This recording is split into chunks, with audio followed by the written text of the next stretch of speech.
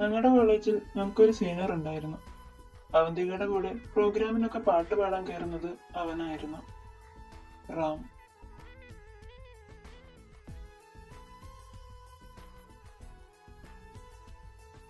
റാമായിട്ടുള്ള കല്യാണം ഉറപ്പിച്ച ശേഷം അവൾ പലതവണ ആ കല്യാണം മുടക്കാൻ ട്രൈ ചെയ്തിട്ടുണ്ട്.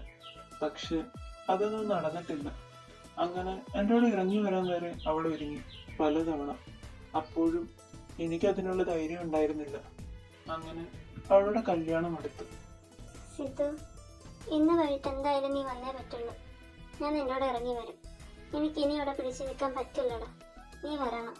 അന്ന് വൈകിട്ട് അവളുടെ ധൈര്യമെല്ലാം സംഭരിച്ച് ഞാൻ അവളുടെ വീട്ടിൽ പോയിരുന്നു.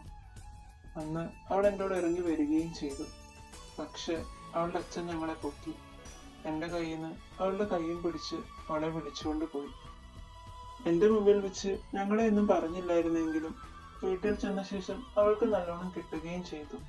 കാര്യം അറിഞ്ഞിട്ടാവണം പിറ്റേന്ന് റാം എന്നെ കാണാൻ വന്നിരുന്നു. അപ്പോഴാണ് റാമിനും അവന്തികയെ കോളേജിൽ പഠിക്കുന്ന നാട് തൊട്ടേ ഇഷ്ടമായിരുന്നു എന്ന കാര്യം ഞാൻ അറിയുന്നത്.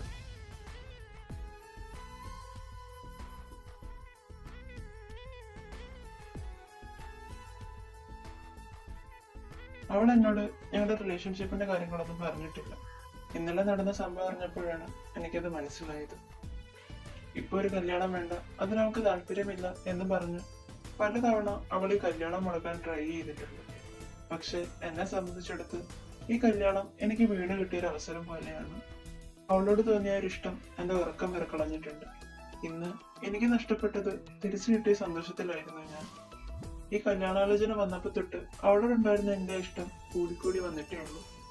ഇനി അവളെ നഷ്ടപ്പെടുത്താൻ എനിക്ക് പറ്റില്ല സിദ്ധാർത്ഥ്. എനിക്ക് അവളെ വിട്ടുതരാനും പറ്റില്ല. നിങ്ങളുടെ കാര്യം എന്തായാലും അവള് സമ്മതിക്കാൻ പോണില്ല.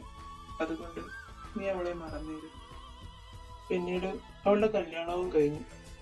കാര്യങ്ങളെല്ലാം ഞാൻ തുറന്നു പറഞ്ഞിരുന്നത് അവന്മാരോടായിരുന്നു. പക്ഷെ അതിനുശേഷം അവരെന്നെ പേടിത്തണ്ടെന്നൊക്കെ വിളിച്ചു തുടങ്ങി. ശരിയാണ്, അവളെ എന്നെ അകറ്റിയത് എന്റെ പേടി തന്നെയാണ്. ഒന്ന് എതിർക്കാൻ പോലും എന്റെ പേടി എന്നെ അനുവദിച്ചില്ല.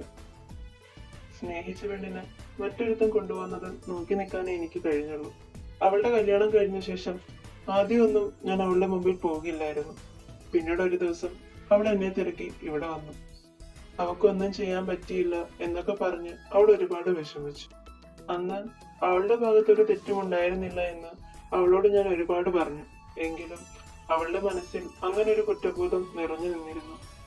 പിന്നീട് ഞാൻ അവളെ കാണുന്നത് നമ്മളെന്നാ ബസ് സ്റ്റോപ്പിൽ നിന്നപ്പോഴാണ്. ഇതൊക്കെ കൊണ്ട് ഇനി ഒരാളെ സ്നേഹിക്കുന്നില്ല എന്ന് ഞാൻ തീരുമാനിച്ചു. അതിനിപ്പോ എന്താ, സ്റ്റിൽ ഐ ചൂസ് യു. ചേട്ടനിപ്പം അതിൽ നിന്നൊക്കെ ഒരുപാട് മാറിയിട്ടുണ്ട്. പിന്നെ ബാക്കിയൊക്കെ ഞാൻ സെറ്റാക്കി എടുത്തോളാം. പിന്നെ നമ്മുടെ കല്യാണത്തിന്റെ കാര്യം എൻ്റെ വീട്ടുകാർക്കറിയാം എനിക്ക് ചേട്ടനെ ഒത്തിരി ഇഷ്ടമാണെന്നുള്ള കാര്യം. ഞങ്ങൾ മൊത്തം ഒരു ഫ്രണ്ട്ലി വൈബാണ്. അതുകൊണ്ട് തന്നെ എൻ്റെ ഇഷ്ടങ്ങൾക്ക് അവർ നോ പറയാറില്ല. നമ്മുടെ കാര്യത്തിലും ഒരു കട്ട സപ്പോർട്ടാണല്ലോ മാഷേ. ഇപ്പൊ ഞാൻ എൻ്റെ അമ്മയോട് പറഞ്ഞിട്ട് തന്നെയാണ് ഇങ്ങോട്ട് വന്നത്. വേണ്ട, എനിക്കറിയാം ചേട്ടൻ എന്താ പറയാൻ വരുന്നതെന്ന്. എനിക്കൊന്നും കേൾക്കണ്ട. കാര്യം എന്താണെന്ന് മാത്രം എനിക്ക് അറിഞ്ഞാൽ മതിയായിരുന്നു. ഇനി വേറൊന്നും എന്നോട് പറയണ്ട.